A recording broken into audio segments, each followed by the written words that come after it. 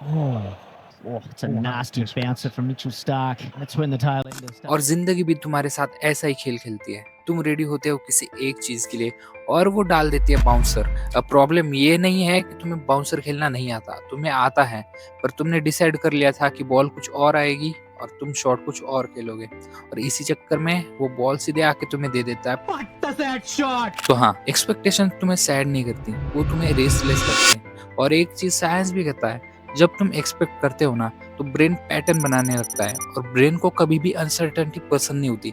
वो प्रेडिक्ट करने लगता है कि आगे क्या होने वाला है और जब ये पैटर्न ब्रेक होता है ना, दैट मीन्स तुम्हारी एक्सपेक्टेशन पूरी नहीं होती। तो ब्रेन को लगता है पैटर्न ब्रेक हो गया, मेरे साथ कुछ गलत हो रहा है, तो वो स्ट्रेस रिस्पॉन्स ऑन कर देता है। और इसी कंडीशन को न्यूरोसाइंस में कहते हैं प्रेडिक्शन एरर। इस प्रेडिक्शन एरर में तुम ब्रेन को कंट्रोल करने लगते हो और जब ये कंट्रोल तुम्हारा टूट जाता है तो यही स्ट्रेस कन्वर्ट हो जाता है फ्रस्ट्रेशन में।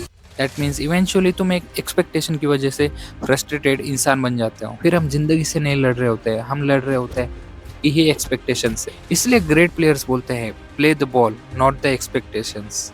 एक्सपेक्टेशन जब हेवी हो जाते हैं टाइमिंग गलत होने लगती है और एक्सपेक्टेशन जब हल्की हो जाती है टाइमिंग एकदम सटीक बैठने लगती है और शॉट बिल्कुल कड़क। और हाँ, तुम्हें यहाँ पे एक बात समझना बहुत इंपॉर्टेंट है, difference between plan and expectation. Plan बनाना कुछ गलत नहीं है, प्रॉब्लम तब होती है जब एक्सपेक्टेशन बन जाती है।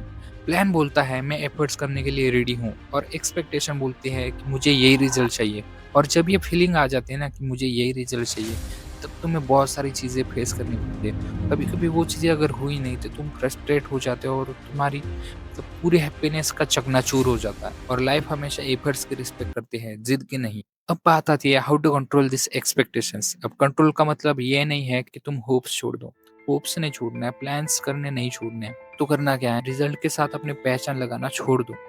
ऐसा नहीं करना है कि जो रिजल्ट आएगा वही तुम्हारी पहचान है। प्लान्स पे भरोसा रखो, अपनी तैयारी पे भरोसा रखो, एक ना एक दिन तो तुम्हें फ्रूटफुल आउटकम मिलेगा ही मिलेगा। अब देखो, एफर्ट्स करना तुम्हारा काम है, रिजल्ट जो भी आए वो एक्सेप्ट कर लो भाई। अगर आज का प्लान सक्सेसफुल नहीं हुआ तो कल का बनाओ, कल का नहीं हुआ तो परसों का बनाओ। एक ना एक दिन तो आप सक्सेसफुल हो ही जाओगे। तो आखिर में ये समझ लो कि एक्सपेक्टेशन बुरी नहीं है, पर ओवर एक्सपेक्टेशन एक जहर बन जाता है। क्योंकि हम दुखी इसलिए नहीं होते कि हम फेल हो गए, हम दुखी इसलिए हो जाते हैं कि हमारी एक्सपेक्टेशन से रियलिटी मैच नहीं कर रही। एक्सपेक्टेशन हमेशा लोगों से नहीं, खुद से रखा करो, क्योंकि लोग तुम्हारे हिसाब से नहीं चलने वाले। एक्सपेक्टेशन दूसरों से रखने से पहले ये सवाल भी कभी पूछ लेना कि ये आदमी सच में कैपेबल है।